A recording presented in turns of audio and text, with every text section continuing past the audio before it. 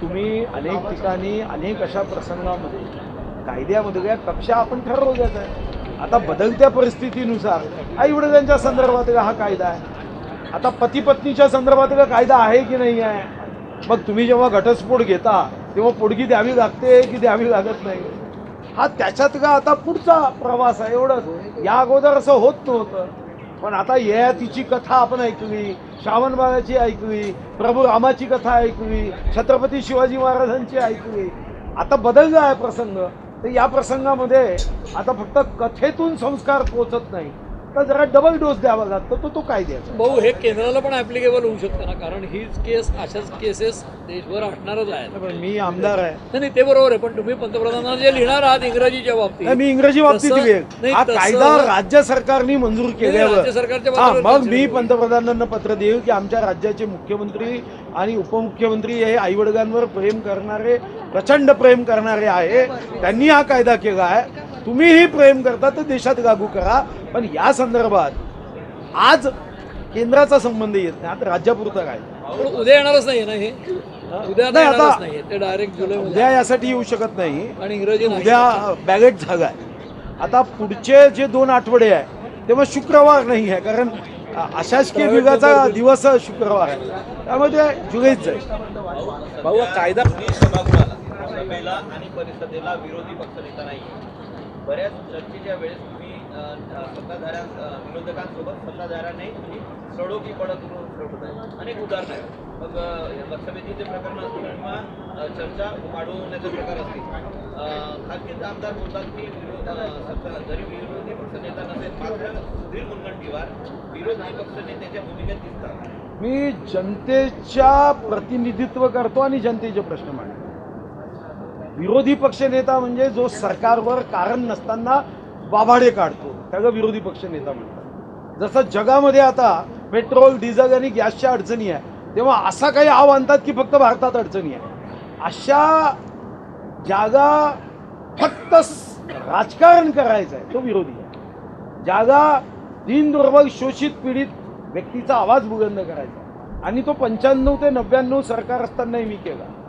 म्हणूनच मग तेव्हा आदर्श आमदार म्हणून पहिल्या टर्ममध्ये नंतर राज्यपाल स्वर्गीय अलेक्झांडरनी आणि नंतर स्वर्गीय विलासराव देशमुखांनी पुरस्कार दिला. हा पुरस्कार हा जनतेचे प्रश्न मांडतो म्हणून आहे आणि मी जनतेचे प्रश्न मांडेन. आज माझ्या योग आयोगावरही आज चर्चा आहे. उद्या योग आयोगावर माझं अशासकीय बिल आहे. किमान वेतन वाढवलं पाहिजे. तर हे जनतेचे प्रश्न आहे. आपल्याला विरोधी पक्ष काय करतो हे अजून समजलं नाही असं वाटतं. पण मग विरोधी पक्षनेता तुम्हाला जर म्हणत असेल तर विरोधकांचं अपयश वाटतं का तुम्हाला? नाही, अपयशाचा विषयच नाही. कारण मी सरकारच्या कामकाजावर नव्हे तर सरकारला सजेशन देऊन मी नवीन या राज्याच्या सत्ताधाऱ्यांकडून उत्तमातली उत्तम सेवा व्हावी यासाठी मदत करतो. तुम्ही जनतेचे प्रश्न मांडताय सगळे दान बोनस देणं आणि चुकीच्या गोष्टींकडे पॉइंट आउट करताय, तर विरोधक त्यांना दिलेला रोल प्ले करत नाहीत असं वाटतंय का तुम्हाला? आणि त्यावेळेस यावर मग भाष्य करायचं नाही. तुम्ही विरोधकांवर टीका करायची नाही असं यावर चाललंय. मग काय टीका करायची. टीका विचार करून त्यांना जागा करू आणि मी प्रश्न मांडणं बंद करू असं म्हणायचं. विरोधक करतात. त्यांना काय करायचं त्यांना ठरवू दे. आपला अभ्यास आपण करायचा आहे. साऱ्या गावच्या विद्यार्थ्यांचा अभ्यास कसा चालतो याची जबाबदारी मी नाही घेतली. काही गंभीर आरोप केलेले आहेत आणि राहुल गांधींनी देखील त्यांना आश्वस्त केलं आहे. त्यांनी आश्चर्य व्यक्त केलं राहुल गांधींनी की अजित पवार यांच्या विमानासाठी मुख्यमंत्री एफआयआर फाईल करण्यात आलेली नाही आणि मी संपूर्ण मदत करण्याचं आश्वासन राहुल गांधी यांनी उद्धव पवारांनी हे मला माहीत नाही. मग एवढं जे काही माझी सामान्य बुद्धी आहे मग याची माहिती आहे की जगामधला हा SOP आहे, प्रोटोकॉल आहे की कोणताही विमानाचा अपघात होऊ द्या त्याच्या संदर्भामध्ये DGCA तत्सम साऱ्या यंत्रणा चौकशी करतात. फक्त एकच गोष्ट आहे, अशा अपघात जेव्हा होतात ना तेव्हा शंका उपस्थित केली जाते. आता नेताजी सुभाषचंद्र बोस यांचा विमान अपघात झाला प्रश्नचिन्ह. या संदर्भात स्वर्गीय माधवराव सिंधिया यांचा अपघात झाला प्रश्नचिन्ह. स्वर्गीय संजय गांधींचा अपघात झाला प्रश्नचिन्ह. आंध्रच्या मुख्यमंत्र्याचा झाला प्रश्नचिन्ह. तर मला वाटतं की जेव्हा विमान अपघात होतात तेव्हा प्रश्नचिन्ह निर्माण केले जातात. पण काँग्रेसच्याही कार्यकाळात चौकशीचे आदेश द्यावे लागत नव्हते. तो प्रोटोकॉल आहे, SOP आहे. आणि तुमचा जो रिपोर्ट येतो तो जगातल्या सर्व देशांना तो एका विशिष्ट पद्धतीतून दिला जातो. कारण विमान प्रवास हा जगातला सर्वात सुरक्षित प्रवास करण्याच्या दृष्टीने जगामध्ये हा झालेल्याची माहिती दिली जाते. तर मला नाही वाटत की चौकशी होत नाही. FIRचा जो विषय आहे मला माहीत नाही, पण ते जेव्हा मरीन ड्राईव्ह पोलीस स्टेशनमध्ये गेले तेव्हा विषय एवढाच होता की बारामतीची घटना आहे, बारामतीला FIR करा.